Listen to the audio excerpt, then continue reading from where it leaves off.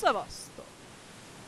Darkness Creeper vagyok, és ma mutatom be nektek a világ legeslegszorabb játékát. A legeslegszorabb. Ki is tettem volna egy tökéletes háttérképet, ami nagyon macsón néz ki. Gondolja ember Jackson Online, megmutatom, az én gépem egy viszonylag erős gép. Menni kéne rajta Full HD-ben. Itt vagytok! Itt vagyok, csak videót forgatok, feltem egy Ja, jó. YouTube-ra. Szóval nézzük meg a Drakesang Online-t, a világ legszorabb játékát.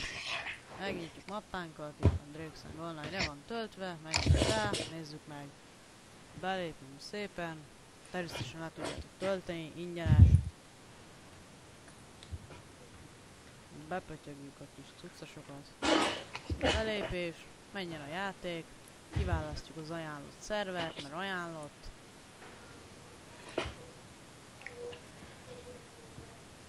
Jó, kiteszi szépen teljes képernyőre, várja az ember, milyen izgalmas játék. Erre kapunk egy bazi nagy fehér képernyőt. Mondja már meg, hogy ez kinek a hibája, bazd meg. Most az én hibám az, hogy fehér a képernyő.